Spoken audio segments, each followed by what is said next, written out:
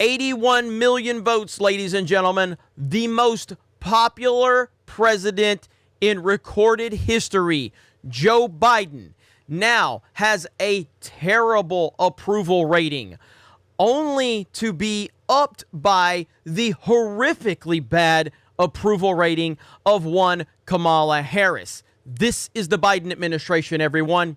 81 million votes. That's what we're told. The most popular president ever in the history of existence. Yet nowhere Biden goes is there any enthusiasm. There's nobody that cares. He can't get any support. No one really cares. He's just there to be made fun of. That's it. Yet everywhere Donald Trump goes, he's like a freaking rock star. He's got people in the tens of thousands going crazy for just an appearance of him. Hundreds of thousands of people tuning in on social media on all platforms just to hear what Donald Trump has to say. Every time Joe Biden's on YouTube with the official White House YouTube channel, it gets ratioed. 81 million votes, though. And now we're looking at this. His approval ratings and Kamala's are terrible. This is from Newsweek. And it says, President Joe Biden and Vice President Kamala Harris are continuing to suffer heavily in the polls following a week in which their party was rocked by a number of elections. According to the USA Today, Suffolk University poll, Biden's approval rating is currently at 38%, lower than any USA Today poll taken since he took office, and only just hovering above the president's all-time low of 37%, which were recorded by two other surveys in mid-October. Biden's approval rating is even suffering with those who voted for him in 2020. According to the results, 46% say Biden has done a worse job as president than they expected, including 16% of who voted for him. Well, of course he did, because you people didn't pay attention to anything going on. All you paid attention to is Orange Man bad, mean tweets. Never mind, we had the economy booming. We had historic peace deals. We had unbelievable support. We had unbelievable momentum. But because CNN told you Orange Man bad, you're going to listen. That's what happens when you don't do any research whatsoever. So right now, neatly two-thirds of all Americans, I should say nearly, right? Two-thirds of all Americans say they do not want him to run again in 2024, including more than a quarter, 28% of Democrats. The survey results look even worse for Harris, who is expected to be Biden's heir apparent if he decides not to run again in 2024. The survey shows that Harris's approval rating currently stands at 28%. With more than half of registered voters, 51%, say they disapprove of the job she is doing. Honestly, that's way too high. All of these numbers are way too high. They don't even deserve that. These historically bad numbers, they don't even deserve that.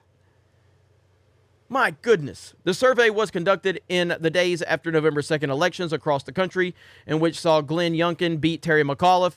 In the governor race in Virginia, political novice Edward Durr caused a major upset by beating Democratic State Senator Stephen Sweeney in New Jersey's 3rd legislative district. And then, we had a lot go on in the last couple of weeks, or last a week, and it was beautiful to witness, and it just shows you that people are tired of what's going on. And maybe they're finally waking up. Again, 75 million people already were awake and, voted for the greatest president of my lifetime, Donald J. Trump.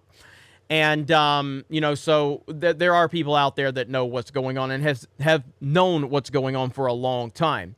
The Election Day results of that poll are the latest troubling indicator for the Democrats ahead of the 2022 midterms, as well as the 2024 presidential election. The GOP only needs to flip 5 seats in the House and 1 in the Senate in order to regain control of Congress.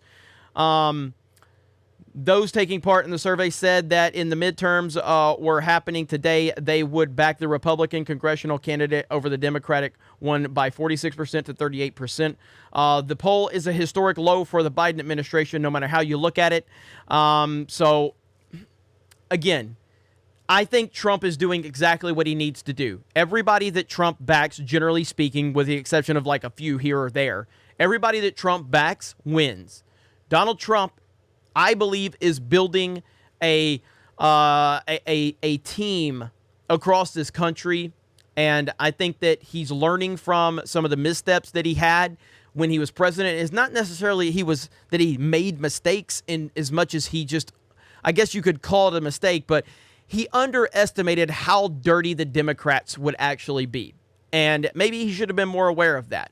I guess the only big mistake he made was, the whole social media censorship thing. I think that's a fair criticism of him for sure. And he probably made some bad personnel decisions in terms of his cabinet, and he surrounded himself with certain people. And I totally understand that, and that's a good criticism. But I think that what this man was facing while he was president was something that nobody has ever faced. I mean, this is a man who defeated 3 political families, dynasties, not to mention the entire mainstream media and the Republican Party. He went after everybody. So he went after the Obamas, he went after the Clintons, he went after the Bush family. He went after Republicans, he went after the mainstream media. Obviously, he was fighting the Democrats. This man faced everyone and still defeated them. It's the greatest accomplishment in political history. That's what Donald Trump did.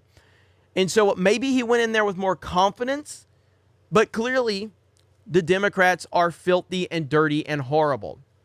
Republicans are shitty too, by the way. They're just not as horrifically bad as Democrats. The mainstream media is corrupt as hell. And then you saw the rise of social media, which in a large part, Trump actually made Twitter far more relevant than it should have been. He did that. He made Twitter relevant, and then Twitter took him down. Facebook took him down. And that was a shortcoming on Trump in not recognizing how big of a flaw that would be. But moving forward, I think he's doing everything right now. He's got a great campaign in terms of who he's backing, and I believe they're building a really nice infrastructure, and the Democrats are just completely making themselves look bad every single day. So I think that everything's coming together for 2022, but we've got to stay the course, and I just look forward to seeing how it's all going to play out. I'll obviously cover it here. Ryan over in his Patriot Outpost channel is doing a great job too, so make sure you subscribe to Patriot Outpost.